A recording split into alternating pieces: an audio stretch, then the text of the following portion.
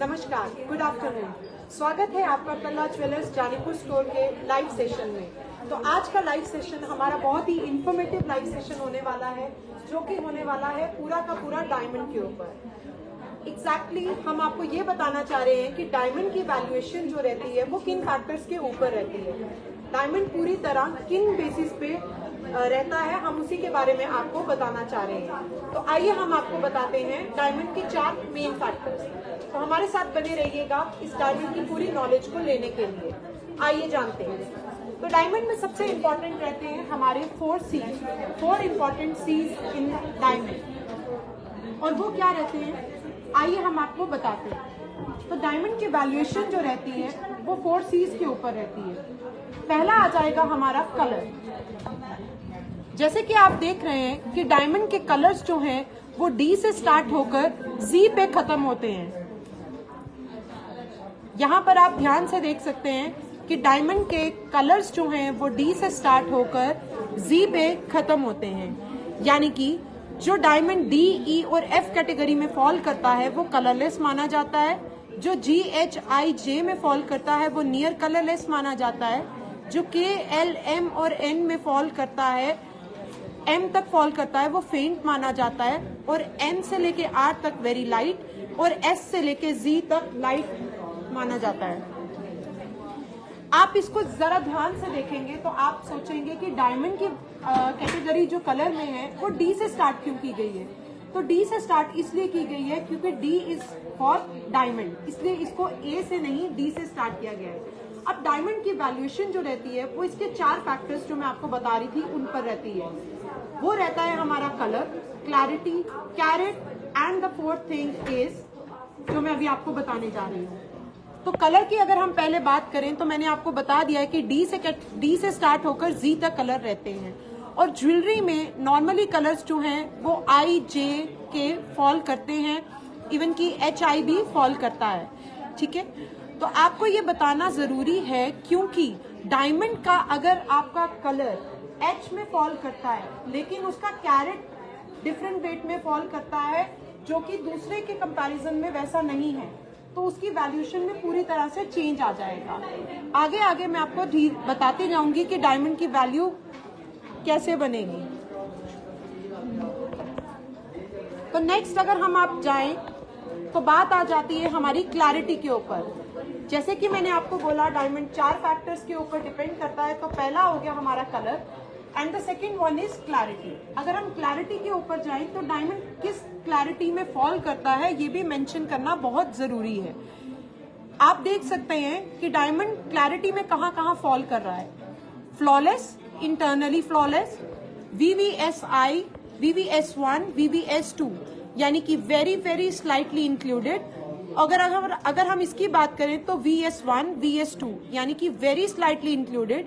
उसके बाद SI1, SI2 slightly included और उसके बाद I1, I2, I3 इंक्लूडेड। इसका एग्जैक्टली मतलब क्या रहता है, अगर आप इस पिक्चर पे ध्यान से देखेंगे तो आपको कुछ ना कुछ इंक्लूजन्स नजर आ रहे होंगे। तो एग्जैक्टली ये क्या रहता है कि अगर आपका डायमंड फ्लॉलेस या इंटरनली फ्लॉलेस है तो उसके अंदर बिल्कुल भी इंक्लूजन्स नहीं है। और ये इंक्लूजन्स नॉर्मली कार्बन के मार्क्स होते हैं। हम सब जानते हैं कि डायमंड का ओरिजिन जो है वो कार्बन से होता है। और अगर इसमें इस तरीके के कुछ इंक्लूजन्स पाए जाते हैं तो ये धीरे धीरे यहाँ पर फॉल करना शुरू कर देता है। तो आप देख सकते हैं यहाँ पर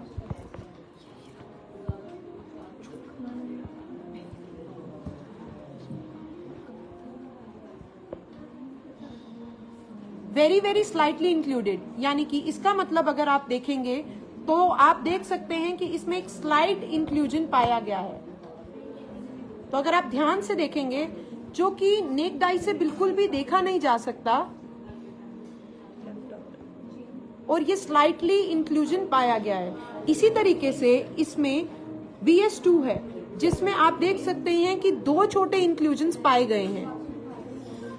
इसी तरीके से अगर आप आगे बढ़ेंगे तो SI पे अगर हम जा रहे हैं तो इसमें आप देख सकते हैं कि कुछ और इंक्लूजन्स पाए गए हैं। अगर मैं आपको एक लेमन लैंग्वेज में समझाना चाहूँ तो आप ऐसा समझ सकते हैं कि एक क्लीन मिरर है और वो फ्लॉलेस में है, इंटरनली फ्लॉलेस में है, और उसी मिरर पे अगर कुछ स्क्रैचेस आ गए तो उसमें वो इंक्लूजन्स आ गई। तो डायमंड की वैल्यूएशन जो है वो इन इंक्लूजन्स के ऊपर भी वैरी करती है। अगर मान लीजिए कि आपका कलर G, H, I में फॉल करता है, लेकिन आपकी क्लैरिटी जो है वो डायमंड की बिल्कुल नीचे चली गई है, तो आपकी वैल्यूएशन जो है बिल्कुल चेंज हो जाएगी। तो डायमंड की जो पूरी की पूरी वैल्यूएशन है वो चारों के चारों पैरामीटर्स के ऊपर डिपेंड करती है। जैसे कि हम देख सकते हैं, अगर आप इस रिंग की प्राइसिंग पूछेंगे तो ऑलमोस्ट टचिंग ये 2 लाख के आसपास है, और अगर आप इस सेट की प्राइसिंग देखना चाहेंगे तो ये ऑलमोस्ट 170-180 के आसपास है। जबकि आप देख सकते हैं कि इसमें डायमंड बहुत ज्यादा स्टड हुए हैं और इसमें एक सिंगल सॉलिटेयर है, क्योंकि इसकी कलर, इसकी क्लैरिटी ये सब मेंशन कर रहा है। अब मैं थोड़ा सा आपको और दिखाना चाहूंगी। जैसे कि अभी हमने कलर की बात की, नेक्स्ट हमने क्लैरिटी की बात की, अभी हम जाएंगे डायमंड की कटिंग के ऊपर। डायमंड की कटिंग के ऊपर अगर हम जाना चाहें तो डायमंड का सबसे ज्यादा स्पेसिफिक जो माना गया है वो है राउंड ब्रिलियंट कट, जिसको RBC भी कहा जाता है, जो सबसे मोस्ट सेलिंग डायमंड में यूज किया जाता है। और इसको राउंड ब्रिलियंट इसीलिए कहा जाता है बिकॉज इसकी जो कटिंग है वो प्रॉपरली राउंड है एंड ब्रिलियंटली कट किया गया है। डायमंड में अलग अलग शेप्स जरूर रहती हैं। राउंड ब्रिलियंट कट का बेनिफिट क्या रहता है, क्योंकि लाइट जब पास ऑन होती है तो सबसे better light pass on diamond में राउंड ब्रिलियंट कट में से ही होती है। तो आप देख सकते हैं कि यहाँ पर मैं आपको दिखा सकती हूँ कि बहुत सारी शेप्स हैं डायमंड की, लेकिन अगर हम डायमंड की कटिंग की बात करें,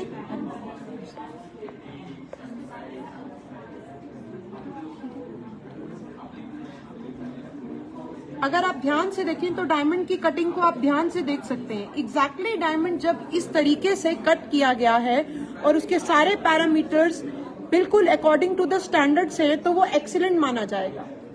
और अगर डायमंड में कुछ भी कटिंग में जरा सा भी इशू आता है तो वो वेरी गुड में फॉल कर जाएगा, धीरे धीरे वो गुड, फेयर और पुअर में जाता जाएगा।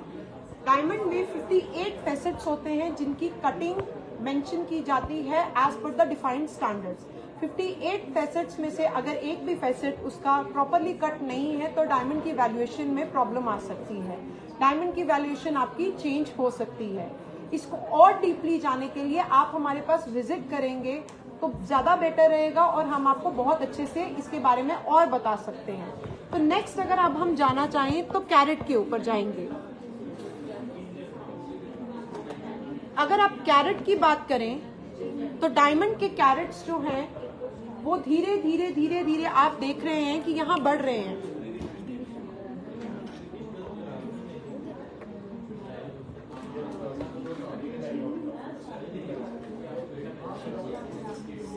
आप यहाँ ध्यान से देख सकते हैं कि डायमंड के कैरेट जो हैं यहाँ धीरे धीरे बढ़ रहे हैं, और ये सारे के सारे इस समय राउंड ब्रिलियंट कट के कैरेट डिफाइन किए गए हैं। और आपको मैं बता देना चाहती हूँ कि डायमंड जो है उसकी वेटेज उसका कैरेट होता है, और एक कैरेट एग्जैक्टली 5 ग्राम्स के इक्वल माना जाता है। और इसी तरीके से डायमंड सेंट्स में, मिलीज में मेजर किया जाता है। और अगर हम बात करें तो डायमंड जो है वो 1 सेंट 2 मिली की पावर रखता है, और एक कैरेट जो है वो 100 सेंट्स की पावर रखता है। और इसी तरीके से 100 सेंट्स जो है वो 200 मिली के इक्वल रहते हैं, और 5 कैरेट से 1 ग्राम बनता है। तो जैसे कि मैंने आपको बताया, एक्चुअल में 1 ग्राम जो रहता है वो 5 कैरेट्स मेंशन करते हैं, और डायमंड की वैल्यूएशन जो है उसके कैरेट, उसकी कलर, उसकी क्लैरिटी और उसके कट के ऊपर डिफाइन की जाती है। अगर हम इस स्केल को ध्यान से दोबारा देखें तो मैं आपको बता देना चाहती हूँ कि डायमंड जो है, अभी जैसे मैं आपको बता रही थी कि डायमंड के कलर्स जो हैं वो D से शुरू होके Z पे खत्म होते हैं। डायमंड की क्लैरिटी जो है वो फ्लॉलेस से लेके I3 तक जाती है। I इसमें इंक्लूजन्स होता है, VPS इसमें very slight inclusions, very slight inclusions होता है। कटिंग की अगर हम बात करें तो diamond excellent, very good, good, fair और पुअर में जा सकता है। और कैरेट की अगर हम बात करें तो डायमंड छोटे से छोटे कैरेट से स्टार्ट हो जाता है।